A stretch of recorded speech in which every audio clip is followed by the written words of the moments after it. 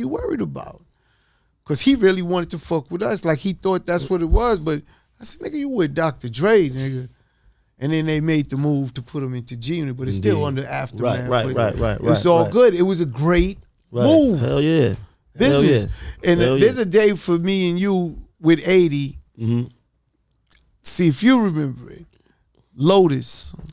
Niggas pull up in their new trucks. Of course. Niggas pull up in their new trucks. Niggas don't know about Lotus. You know what I mean?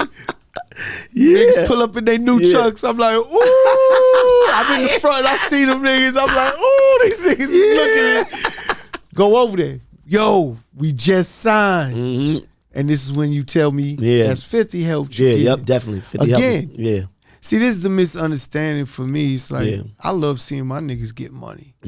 I'm like, congratulations. I'm bigging these niggas up like crazy. We go in and tore down Lotus after that. Though. But that was a big day because I was like, I see these new trucks and they with Atlantic and they said, yo, 50 made the call, got me in. Yeah, that's 100%. I'm like, ooh.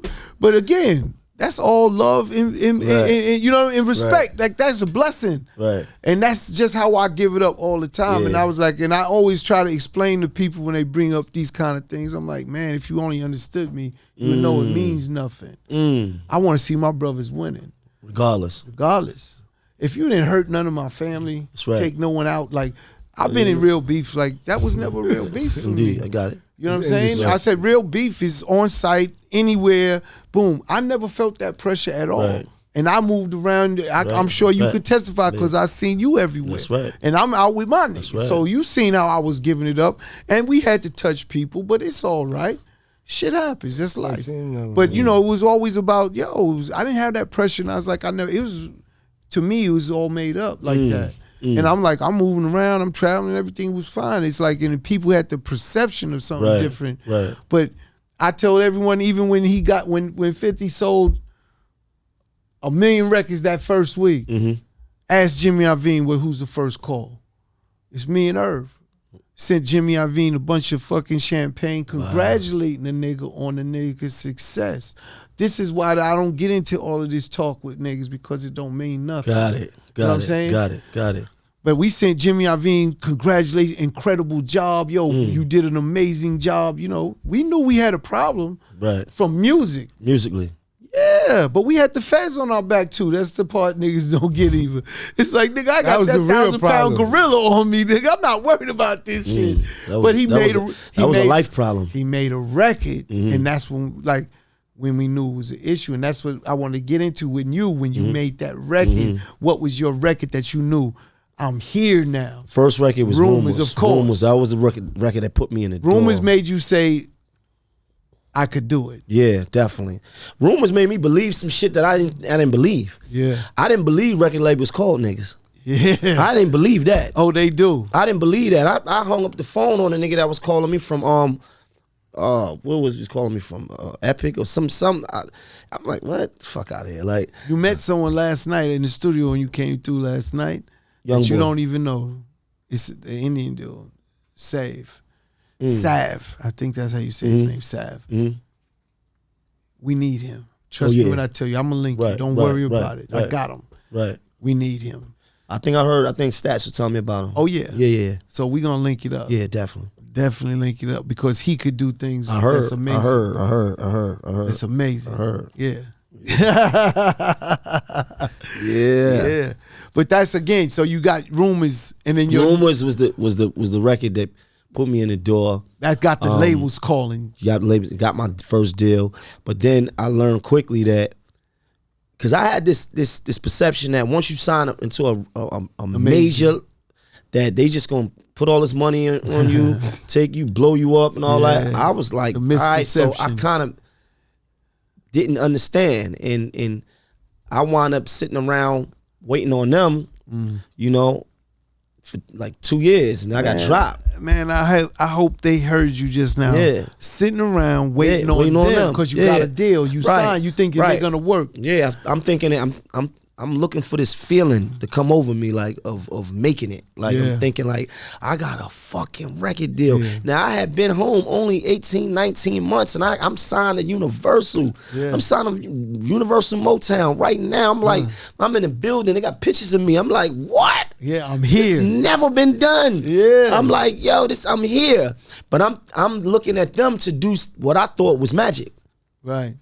And I thought it was on, but it wasn't. You know what I tell every artist? They get a deal. That's when the work starts. That's right. That's when you got to even work even harder. As hard as you work to get to the deal. Twice as hard. It just starts now. You got to double up. If the whole building don't believe in you, you fuck. That's right. And then that's another important factor. The building got to believe. They'll sign you, and then you just be sitting around. Yes. And then the little receptionist will be, he's cute, but that's it. You might not go down too.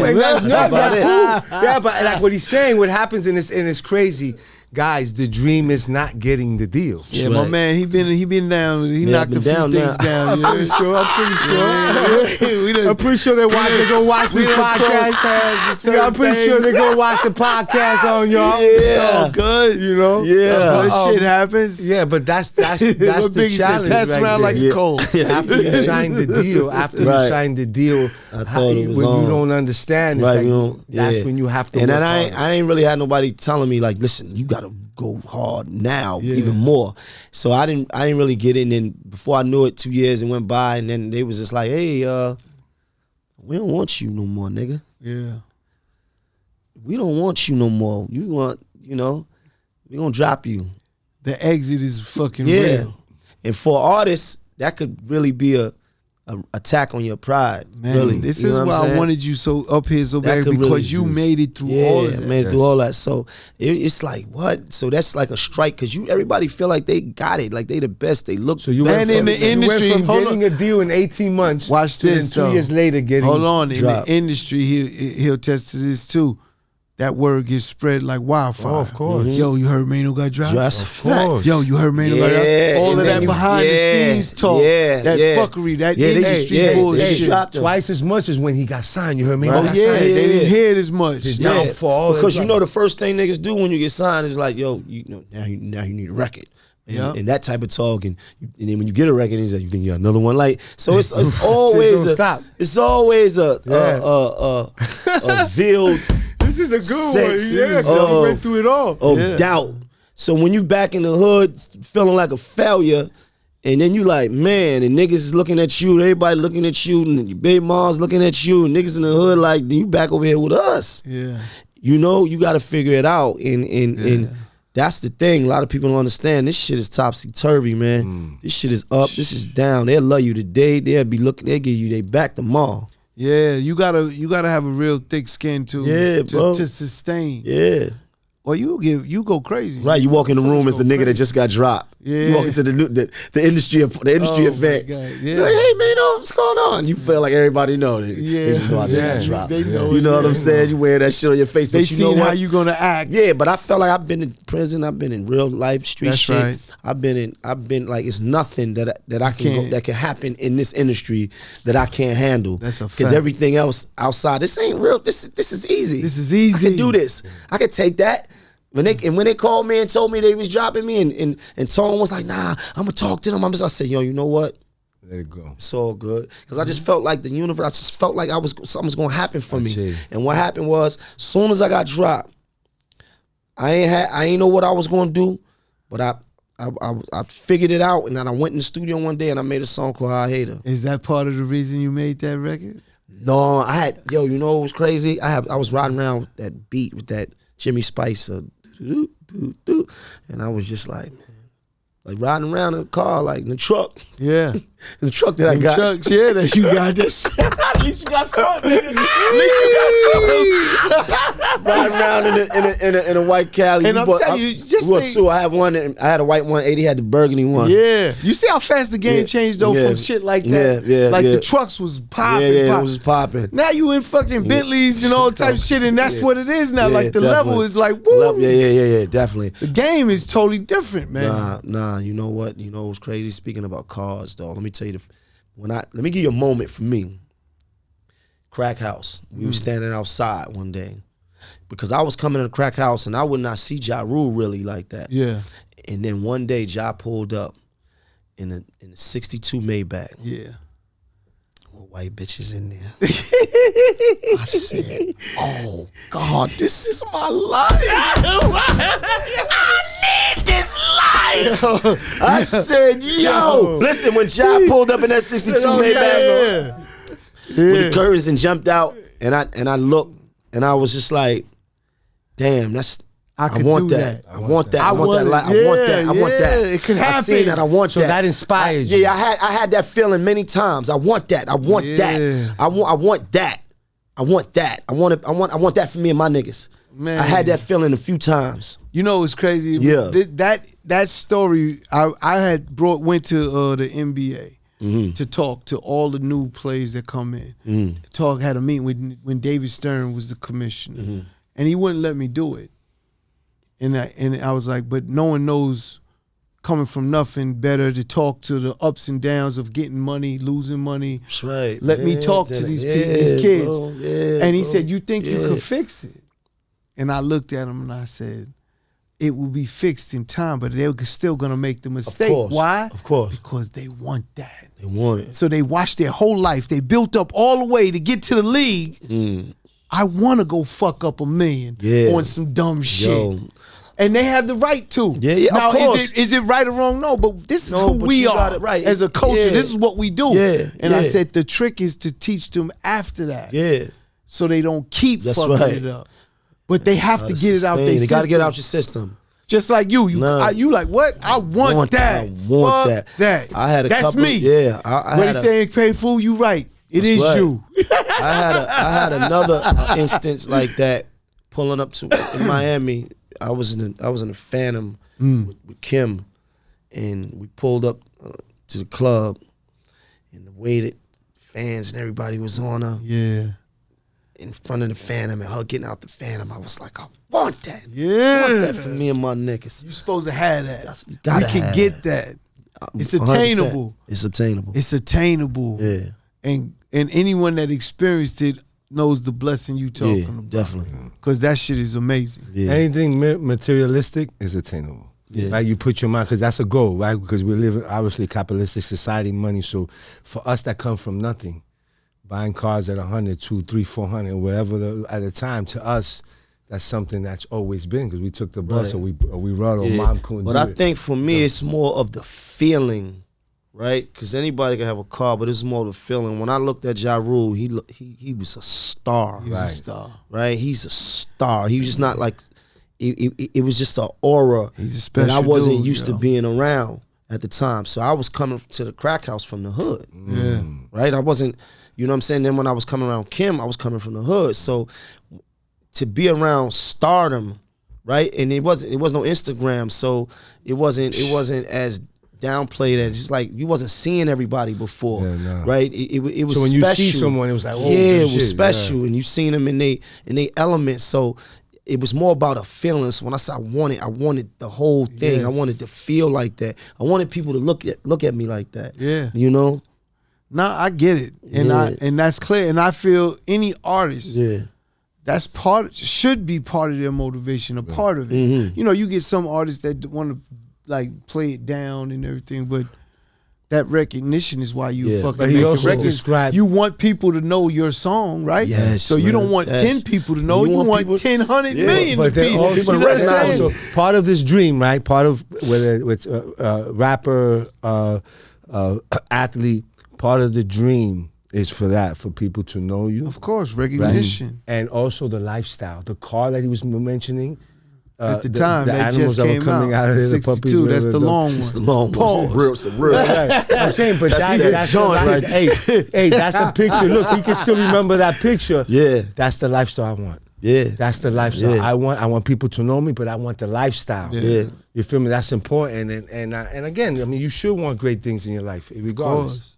It's the part of the work. Yeah, abundance. You know. I wonder what was in there too. I want all of that too. Give me all. I want all that too, man. Shout out to Rule, yo. Man. Shout out Rule, man. He's really one of one. It's hard for me to talk about him because everyone think I'm biased. Right. But I'm not. Again, if anyone know me, I tell it like it is. Right. And he is one of one, man. He's done. It's I challenge someone to walk through his shoes and still be where he's at. Right.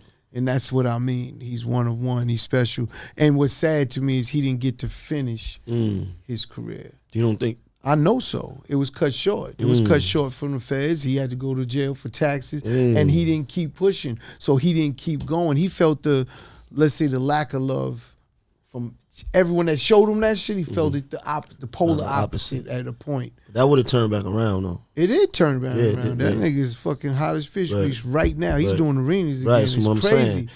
I was just with him. You know what he said to me? What? I hope this shit never ends. Yeah.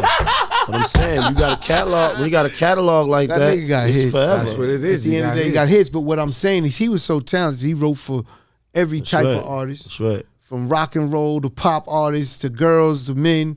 He wrote for everyone. So he never got to actually fulfill his own music career. How crazy is that? And no one gives him the credit, but he was cut short because of the feds. Imagine you on a label and the niggas is going to jail, like facing the feds. We couldn't put out music. Right. Our label cut us off. So he stayed with us with that. That killed his career. That stopped him. If he'd have left, again, 50's one other part of it, right? Let's keep it all the way above. 50's one part of it. A hit record changes everything. That's right. That nigga's nothing but hits. But the perception was so fucking overwhelming because of the feds and 50 all at once. It was the perfect storm to fucking make a real superstar not be a superstar. And that's why, look, he's performing 20-year-old records. Right now, yeah. I challenge someone to show me another artist doing that's that. Right. That lets you know how special that man that's right. is. And he's filling up arenas right again. Now. That's right. He's probably at the second highest level of his career today, right now, without one new fucking record. Because them fans got older and they stayed with him. Definitely. No new record, no scandals on Maino, it's deeper than that, man. I promise you. I don't like to talk shit. It's not just them old fans filling up arenas. The young kids just finding out.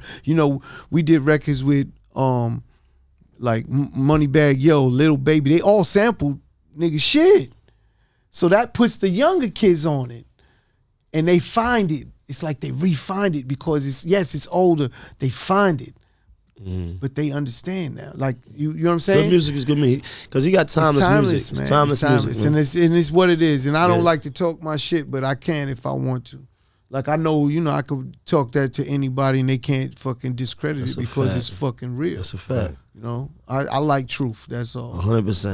100%. So, we get through all of these records. You get High Hater, You Pop. So let's get more current. You know what I'm saying? The reminiscing. I love living back then, but nothing like today. Yeah. You know what I'm saying? And now I want to talk about, you got a podcast that I love. I need to be on podcast. There. I ain't gonna hold you. I need to be on there. Nah, definitely, because we gotta definitely keep talking. Dex, make sure we get this set up, man. I started that podcast. It's probably not even a podcast now. You know what's crazy? I'm gonna tell you my personal thing. Yeah. I used to, I'm on your Instagram. I always, I follow you and I started seeing you in cars talking your little daily inspiration. Yeah. When I tell you that shit was so dope, my nigga, that made me go crazy. Right. And so you really had a way. You have a way of making people understand. Yeah. And this is real shit. I ain't no bullshit because you like I said, I say what it is. This is what it was for me. And I think that led to your podcast. Yeah, it did. That's exactly what it did. People were saying, "Yo, you need to do a podcast." And then originally, Revolt had gave me and Uncle Murder a podcast. This is a while ago. Shout out Murder. Right, shout out to Murder. So what happened was it was called Brooklyn Boys. And we shot 2 episodes, but they never did nothing with it. Nothing happened. And then I was just like, damn, I want to do it. People hollering at me, but I didn't understand it. I was trying to figure it out. And then the pandemic hit. Yeah.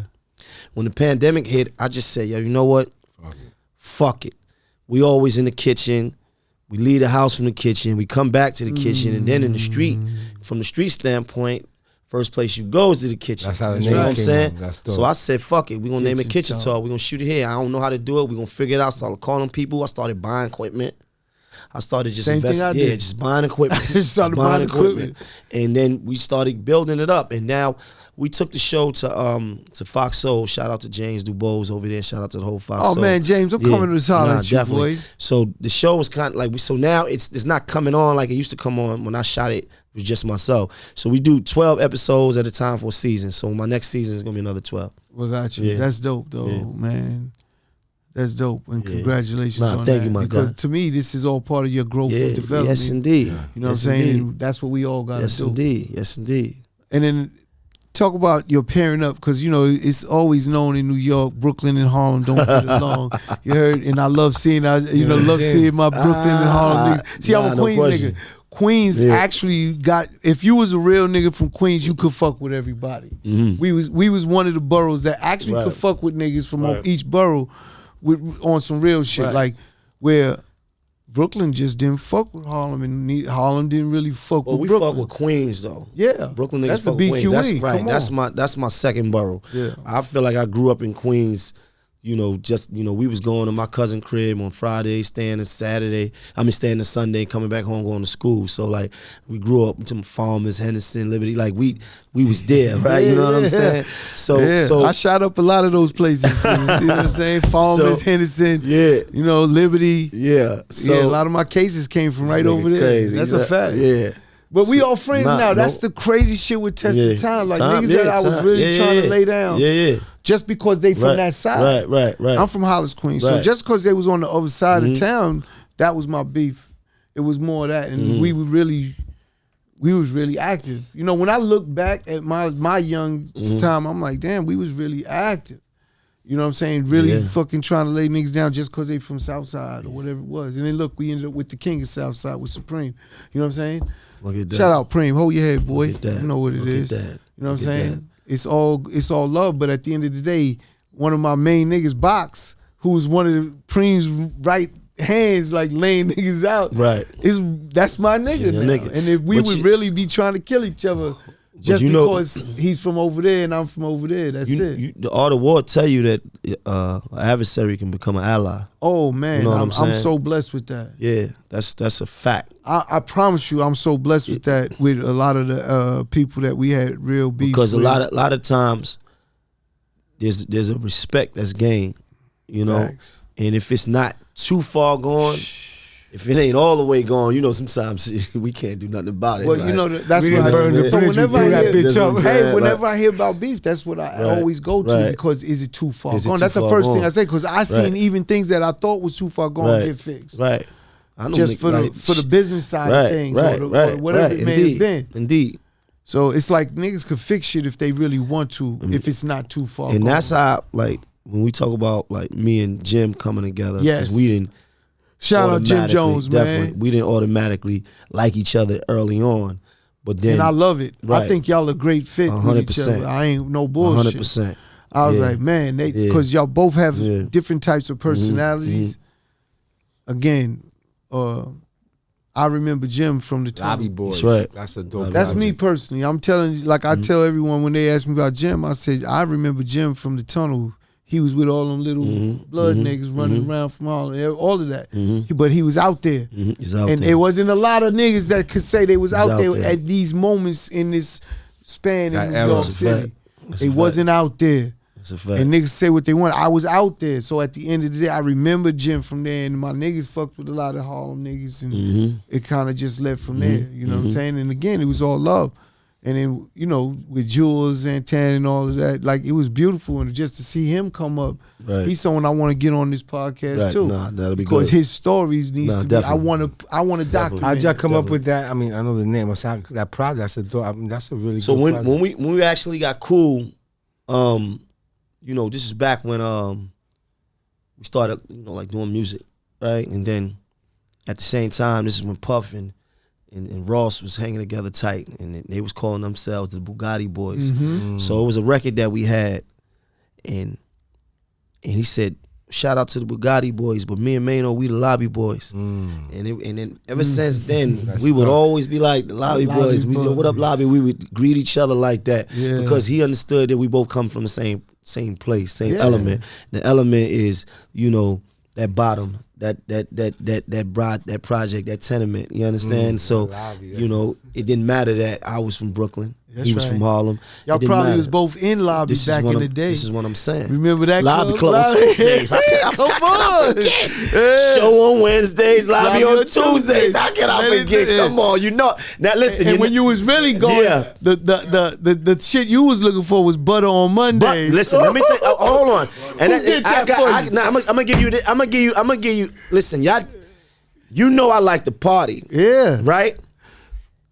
Everybody know that about me. That's right? a fact. Now, the thing is, we was coming out and we was meeting up with you, but y'all had, now the show, the Lobby, that was like Sunday Lotus. Shit, right? Sunday Lotus. Monday Butter. But then y'all took us to shit that niggas wasn't, the first time Everyone I ever been in the Butter. in. Right. First time I've been in the Butter, I walked in there with you. First time I've been to One Oak. Yes. One Oak. Yes. One Oak. Come on. So I give you flowers, man. Like I appreciate it. Like we like niggas, when you say people wasn't outside and everybody talk about being outside, like, and when I say about outside, it's just this is what I like to do. Me too. Right? I like to feel the city. I'm older now, so you know what I'm I'm saying? So right, so it's like, but you know, I like to feel the city. We like like the action, like to be around the women. And man, I walked in Butter one night and was like, oh, this is different. Yeah. This is different. Yeah. This is live. I like this. This is live. I want this. And we special in there. Yeah, that's another the thing. Other part. Y'all was walking in there. We special in there. Y'all was very special. Because no one could get in like us. And, right, because it was a different crowd. Yeah. And you gotta understand, right? A lot of my experiences back then was brand new. Yeah. Those was brand new. I love it. Experiences. I was right out of the rapper, right? Yeah. Walking into parties like that's so diverse, with mostly like white girls that like black niggas. Like, it was crazy. All hip hop. Like all hip hop. I had never been Is it safe to say you like white girls? I like all girls. I like, you know what I'm saying? Don't ask me today. I said like all women. Girls, What's wrong with you? I'm a man. Don't get it fucked like up. All women. But I said I want to be at peace. So I don't want the stress and drama. It ain't wrong with little white me here. But Artie said, Artie, let me stop. He ain't nothing wrong with little white me. Nah, we did that, and again, I like to be out and about. You know what I'm saying? Right. And one of the things I used to tell Fat Joe, shout out Fat Joe, you know what I'm saying, was you got to touch the towns. Mm-hmm. See, he didn't fly. He used to only tour bus. So I'm like, nigga, you're missing on all this money. But you gotta at least stay there. But because you gotta drive, you can't touch the towns. Yeah. So you gotta get up out of there. You know, nigga touching the town, and gotta touch the towns. We was touching the town everywhere we at. Like Shorts, like after the show or whatever we supposed to do. Shorts was at. Where we need to be at? What's the spot? Atlanta, Miami. I promise you, we went. You know what I mean? Even on the West Coast. West Coast. Even on the West Coast, niggas like. But can I say something? Niggas on the West Coast. Hold on, some of them artists that you thought was out, they wasn't out. They be like, what you doing? You can't go over there. You bugging. I'm like, nah, we out. That's where it's at. We gonna be there. But listen, that has to do with our era as artists. You had to be in them clubs. Yeah. Compared to today, how it's all internet stuff. You can go to but back then, that was this talk. Part of our stuff was you had to be on the spot Monday, make sure whether they're spinning your records or not. But I don't think a lot of artists. No. Remember, not everyone had deals back then. Artists did not go out like that. No, not like that. But what I mean is, like, in part of who we, getting it done, part of the partying aspect of it, and being out there compared to artists today, like, I don't think they're out there. Like, when you see what he was saying, this was no bullshit. We're there every day, like it's our job. We're there Sunday at Lotus. We're there Monday at like it's our job. From the studio to the club, and after the club back to the studio, depending on how it was. But it felt different though. The energy in the city was just different. And for me, it was new for me, and I was like every day, like, oh my God, like this is crazy. So the energy just felt different. It felt special. We wasted a lot of money, yo. Yeah, definitely, it was a lot of money. We wasted a lot of money. I drank on y'all dime so many times. Look at this. I don't drink.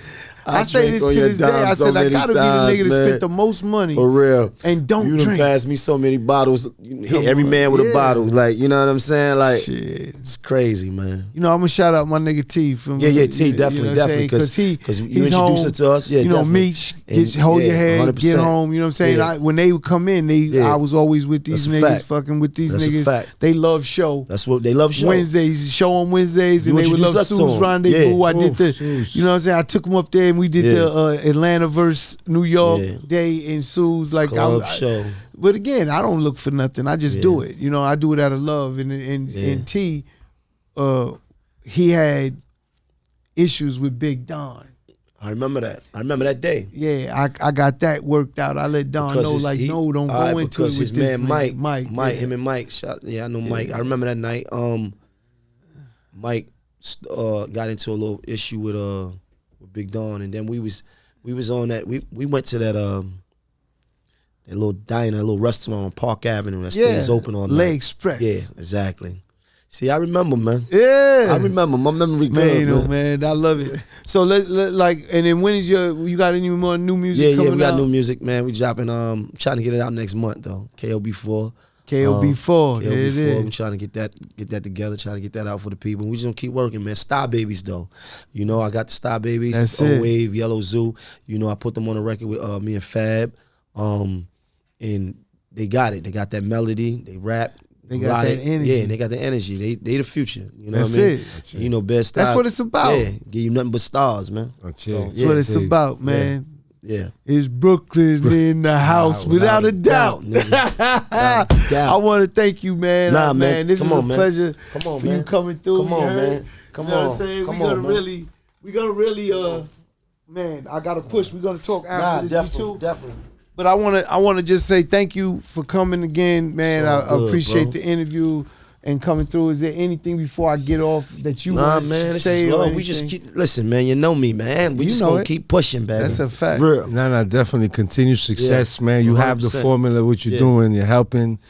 You're leaving your legacy. You're putting out that. Keep doing your thing, man. Yeah. So this is Chris Gotti Lorenzo, my partner Don Dinero. And before we get off, make sure you share, like, subscribe, do all of that. We well over 1 million now and keep climbing. So you know what I'm saying? Do what you do.